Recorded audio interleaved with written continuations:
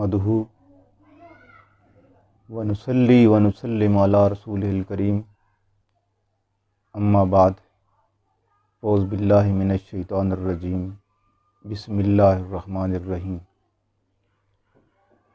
इन औलियाउहु इल्लल मुत्तकून सदक़ल्लाहुल अज़ीम व सदक़ रसूलुहुन नबियुल करीम व नहनु अला ज़ालिका लमिनश शाहिदीन व शाकिरीन वल्हम्दुलिल्लाहि रब्बिल आलमीन। अल्लाह रब्बुल इज़्ज़त का इरशाद है कि बेशक अल्लाह के औलिया तो वही होते हैं जो साहिबान तक़वा होते हैं। आयत करीमा के इस हिस्सा में अल्लाह रब्बुल इज़्ज़त ने इस बात को वाज़ेह फरमाया है कि मेरे औलिया की पहचान ये है कि वो साहिबान तक़वा होते हैं। तो जहाँ तक़वा ना हो तो वहाँ विलायत भी नहीं होती।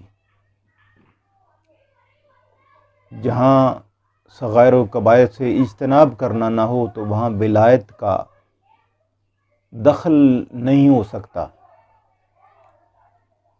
तो लिहाजा विलायत सरासर तक़वा का नाम है, परहेज़गारी का नाम है, लिल्लाहियत का नाम है, खौफ खुदा का नाम है, सग़ाइर व कबाइर से इज्तनाब करने का नाम है, सच्ची तौबा करने का नाम है। तो आज हम सेकंड क्लास में और दूसरे दर्स में जिस हस्ती का बयान करने जा रहे हैं वो हज़रत हबीब अजमी रहमहुल्लाह। हज़रत हबीब अजमी रहमहुल्लाह अजम में यानी फ़ारस में पैदा हुए, मगर उन्होंने सारी उम्र बसरा में गुजारी। बसरा में जाकर उन्होंने कारोबार किया, बड़े मालदार थे। अलमाल वल बनून फितनतुन, माल और औलाद बंदे के लिए बहुत बड़ी आजमाइश होती है। माल के ज़रिए बंदा ज़ालिम भी हो सकता है, माल के ज़रिए बंदा सखी भी हो सकता है। मगर दुनिया में अक्सर ये देखा गया कि माल नुकसानदेह ही होता है बंदे के लिए और बहुत बड़ी आजमाइश साबित होता है। ईमान को ज़ाय करने का बायस बनता है, ईमान को बचाने का कम बायस बनता है। तो हज़रत हबीब अजमी रहमहुल्लाह मालदार थे और लोग उनसे कर्ज़ लेते थे सूद पर। तो पूरे एरिए के लोगों ने उनसे सूद पर कर्ज़ ले रखा था और उनकी रूटीन ये थी कि वो हर महीने घर घर में जाकर उनसे अपने सूद का मुतालबा करते। असले ज़र के अलावा जो सूद बनता था वो उसका मुतालबा करते। जब उनको वो सूद मिल जाता तो लेकर आ जाते, और अगर किसी घर से उनको सूद ना मिलता तो उस घर से कोई ना कोई चीज़ उठा कर ले आते। यानी वो किसी घर से खाली नहीं आते थे। या तो अपना नफ़ा हासिल कर लेते माल के ज़रिए, या अगर नफ़ा ना मिलता तो वहाँ से खाली हाथ वो कभी आते नहीं थे। सब्ज़ी है तो सब्ज़ी उठा ली, बर्तन उठा लिया, गोश्त पड़ा है तो वो उठा लिया, लकड़ी उठा ली, चावल उठा लिए, गंदम उठा ली। जो भी घर की इस्तेमाल की चीज़ें हैं, जो चीज़ किसी घर से मिलती वो उठा के ले आते। यानी उनकी सारी जो ग्रोसरी और घर की रोज़मर्रा की इस्तेमाल की चीज़ें थी वो इस तरह होती थी, सारी जमा शुदा, वो ख़रीदा नहीं करते थे। एक रोज़ ऐसा हुआ, वो एक घर में दाखिल हुए तो वहाँ सिर्फ़ ख़ातून मौजूद थी, मर्द नहीं था। उस ख़ातून से कहा कि मेरे पैसे पर जो नफ़ा बनता है, सूद बनता है, वो मुझे अदा करो। उस औरत ने जवाब दिया, कभी मेरे खामद नहीं है, जब वो आएंगे तो आपको अदा कर दिए जाएंगे। तो मालिक बिन दिनार ने हस्बे साबिक उससे ये कहा, कोई चीज़ तुम्हारे पास खाने की कुछ पड़ी हो तो मुझे दे दें, इस्तेमाल की चीज़ हो।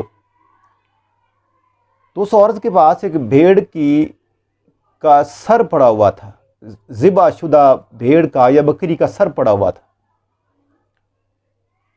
تو وہی ساری حبیب اجمی نے وہاں سے اٹھا لیا اور گھر کی طرف ہو لیے. گھر میں آ کر بیوی کو دیا. بیوی نے اس کو سری کو بنایا، کاٹا، اس کی بوٹیاں بنائیں اور گوشت بنا کے تو اس کو ہنڈیا میں ڈالا.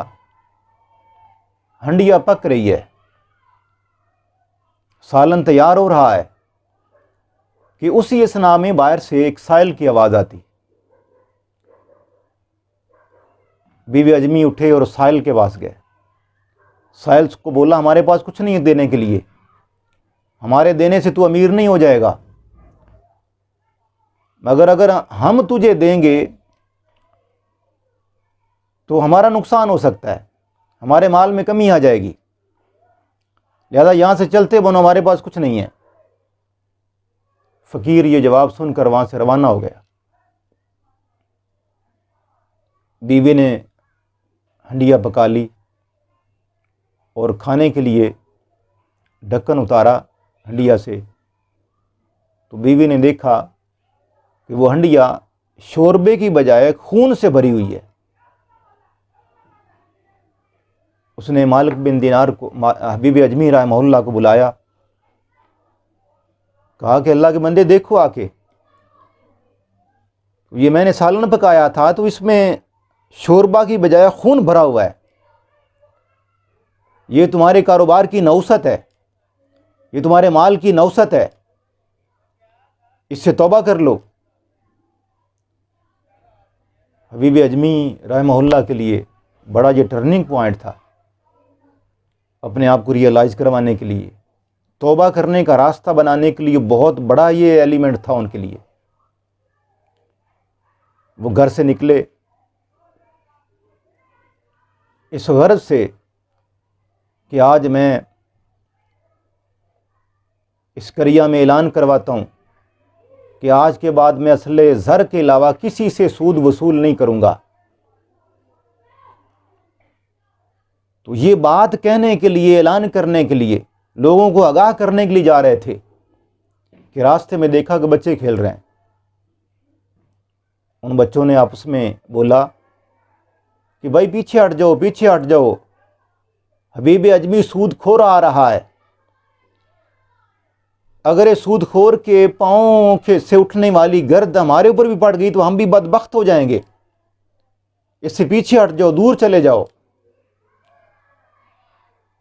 حبیب اجمی رحمہ اللہ کے لیے بہت بڑا الرٹ تھا، بہت بڑی وارننگ تھی کہ میرے کردار سے، میرے عمل سے، میرے کاروبار سے معصوم بچے بھی آگاہ ہیں، اور وہ مجھے اتنا بدبخت سمجھتے ہیں کہ اگر میرے پاؤں کی گرد ان پر پڑ جائے گی تو وہ بھی بدبخت ہو جائیں گے.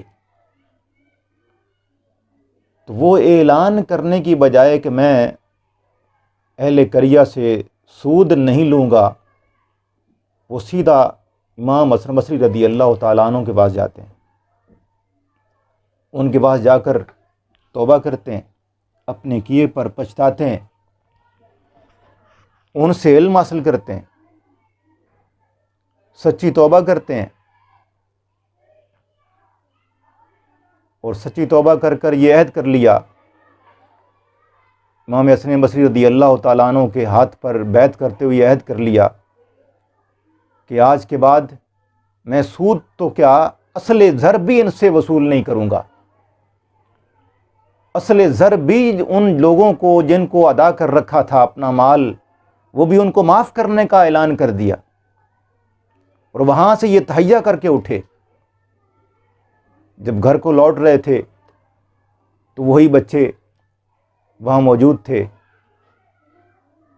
اور وہ بچے کہہ رہے تھے بھئی دوڑ کر ان سے مصافحہ کریں، ان سے ملاقات کریں، اگر ہمارے ہاتھ ان کے ہاتھ کے ساتھ لگ گئے تو ہم بھی خوش بخت ہو جائیں گے.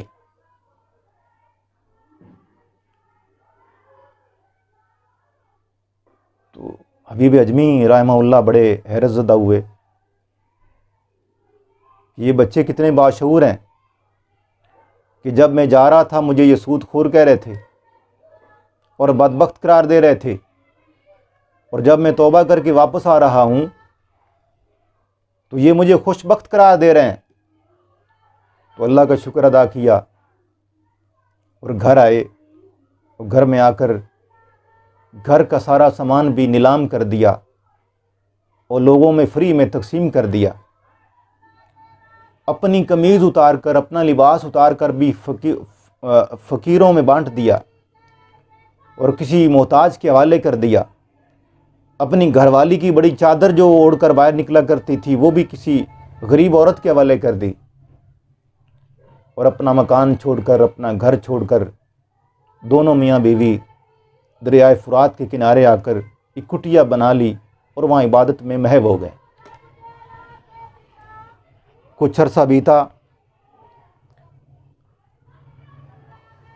تو آپ کی بیوی نے حبیب اجمی سے کہا کہ اللہ کے بندے، ہم کب تک اس طرح بغیر کسی کام کاج کے، روزگار کے یا زندگی گزار سکتے ہیں؟ تم کچھ کما سکتے ہو، کاروبار کر سکتے ہو، کوئی نوکری کر سکتے ہو، ملازمت کر سکتے ہو، لہٰذا جاؤ باہر نکلو اور ملازمت لو، نوکری لو اور مجھے کما کے کچھ لا کے دو تاکہ ہمارے گھر کا چولہا چل سکے۔ حبیب اجمی رحمہ اللہ گھر سے نکلے، کئی لوگوں سے ملاقات کی اور ان کو یہ کہا کہ مجھے ملازمت دے دو، نوکری دے دو، جاب دے دو، تو ہر ایک نے انکار کر دیا۔ تو انہوں نے اپنا مسلح اٹھایا اور دور جا کر دریائے دجلہ کے کنارے محو عبادت ہو گئے۔ سارا دن وہاں عبادت کرتے اور شام کو لوٹ کر واپس آ جاتے۔ تو بیوی نے کئی بار یہ سوال کیا، حضرت کہ آپ کہاں جاب کر رہے ہو، ملازمت کر رہے ہو، پیسے کہاں ہیں؟ تو ہر بار ان کو یہ جواب دیتے کہ میں ایک ایسے مالک کے پاس نوکری کر رہا ہوں جو سب کو پالنے والا ہے، وہ بہت بڑا بادشاہ ہے، بہت بڑا مالک ہے، سارے لوگ اسی کے پاس جا کے نوکری کرتے ہیں،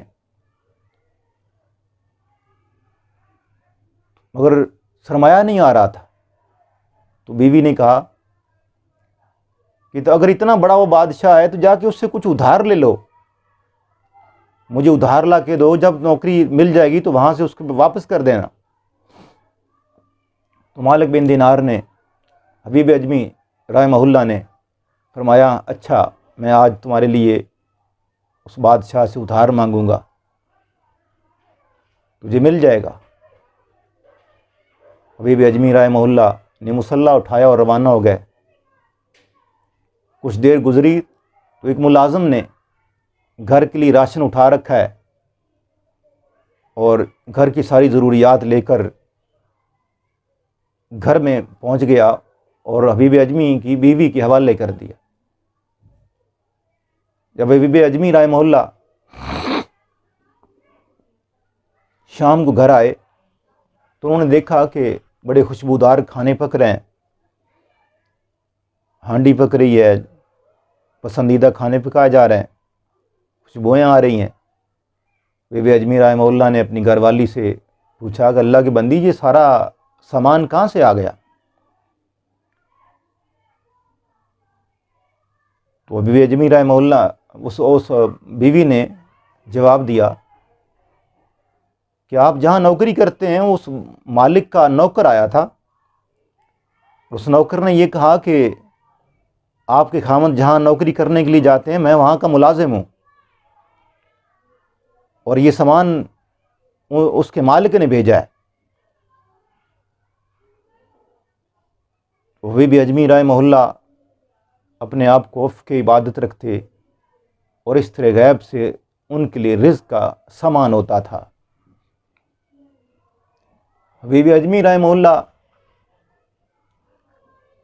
قرآن کی تلاوت تو زیادہ اچھی نہیں کر سکتے تھے کیونکہ زبان میں لکنت تھی، مگر قرآن کو بڑے شوق سے سنتے تھے، رغبت کے ساتھ، پیار کے ساتھ، محبت کے ساتھ، محویت کے ساتھ، استغراق کے ساتھ سنا کرتے تھے اور دل لگی اور دل جمی کے ساتھ پڑھا کرتے تھے۔ ایک روز حضرت امام حسن بصری رضی اللہ تعالیٰ عنہ نے شام کی نماز ان کے پیچھے پڑھنے کا ارادہ کیا۔ جب پیچھے نماز پڑھنے کا ارادہ کیا تو انہوں نے قرات کو سنا، تو قرات میں ان کو جو ادائیگی ہے وہ اتنی اچھی پسند نہ آئی کہ وہ الحمد کو الحمد پڑھ رہے تھے، تو ان کے پیچھے نماز پڑھنے سے گریز کیا اور واپس چلے گئے۔ ایک روز امام حسن بصری رضی اللہ تعالیٰ عنہ اللہ کی بارگاہ میں عرض کرتے ہیں، باری تعالیٰ کوئی خیرات کا اور اپنی انعامات کے اصول کا راستہ بتا کہ تیرے انعامات اور خیرات کہاں سے ملتی ہے۔ تو ہاتف غیب سے آواز آئی،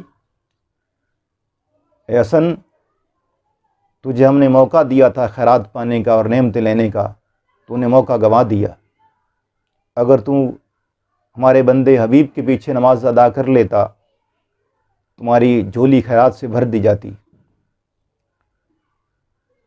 حبیب اجمی رحمہ اللہ آپ کے مرید تھے، خلیفہ تھے، مگر جب حجاج بن یوسف نے امام حسن بصری رضی اللہ تعالیٰ عنہ کو قتل کرنے کا ارادہ کیا اور جلاد روانہ کر دیے ان کے پیچھے، امام حسن بصری رضی اللہ تعالیٰ عنہ دوڑ کر اپنے مرید اور خلیفہ حبیب اجمی رحمہ اللہ کے گھر میں آ کر چھپ گئے۔ حبیب اجمی رحمہ اللہ نے ان کو چھپا دیا۔ وہ جلاد آئے اور انہوں نے معلوم کیا کہ یہاں حسن بصری آپ کے پاس محفوظ ہیں، ان کو ہمارے حوالے کر دیا جائے۔ حبیب اجمی رحمہ اللہ نے فرمایا کہ وہ اندر موجود ہیں، لے جائیں۔ جلاد اندر داخل ہوئے، انہوں نے تلاش کیا تو وہاں حسن بصری رضی اللہ تعالیٰ عنہ نہیں ہے، وہ واپس آ جاتے ہیں۔ پھر ان سے دریافت کرتے ہیں وہ کہاں ہیں۔ حبیب اجمی رحمہ اللہ فرماتے ہیں وہ کمرے میں ہیں، جا کے تلاش کرو۔ پھر دیکھا تو نہیں تھے۔ تیسری بار، چوتھی بار، پانچویں بار، چھٹی بار، 7 بار ان قاتلوں نے، جلادوں نے امام حسن بصری رضی اللہ تعالیٰ عنہ کو پکڑ کر قتل کرنا چاہا، مگر وہ ان کو نظر نہیں آئے، وہ ناکام ہو کر چلے گئے۔ امام حسن بصری رضی اللہ تعالیٰ عنہ باہر نکلے اور انہوں نے اپنے مرید اور خلیفہ سے فرمایا کہ آپ مجھے پکڑوانا چاہتے تھے، بار بار ان کو بتا رہے تھے کہ آپ اندر جائیں، اندر موجود ہیں۔ حبیب اجمی رحمہ اللہ نے فرمایا حضرت میں آپ کو ہرگز نہ پکڑوانا چاہتا تھا، نہ میں قتل کروانا چاہتا تھا۔ میں نے جب آپ کو اندر چھپا دیا تھا تو میں نے ایک وظیفہ پڑھا، 3 بار سورہ اخلاص، 3 بار آیت الکرسی اور 3 بار سورہ البقرہ کی آخری آیت آمن الرسول بما انزل الیہ من ربی والمؤمنون، آخر تک یہ آیات پڑھیں اور میں نے آپ کی طرف دم کر دیا۔ تو اللہ نے میری اس سچائی کی وجہ سے، جو میں نے سچ بولا اور میں اس کلام پاک کی برکت سے اللہ نے آپ کو بچایا، میں آپ کو پکڑوانا نہیں چاہتا تھا۔ بی بی اجمی رحمہ اللہ کا یہ وظیفہ بڑا مؤثر ہے جو ہمیں تحفہ دے کر گئے ہیں، تو ہمیں چاہیے کہ ہم اس وظیفہ کو ظلم سے بچنے کے لیے، ظالم سے اپنے آپ کو بچانے کے لیے ہم اس وظیفہ کو پڑھا کریں، تاکہ ہم بھی زندگی میں بہت سارے آنے والے آفات اور بلیات سے اپنے آپ کو محفوظ رکھ سکیں۔ اللہ کی بارگاہ میں دعا ہے کہ وہ ہمیں حبیب اجمی رحمہ اللہ کی روحانی کمالات، عبادات اور روحانیت سے برکات حاصل کرنے اور ان کی عبادات سے تقوی اور صالحیت حاصل کرنے اور ان کی تعلیمات سے کما حق روشنی حاصل کرنے کی توفیق عطا فرمائے۔ وما علینا الا البلاغ۔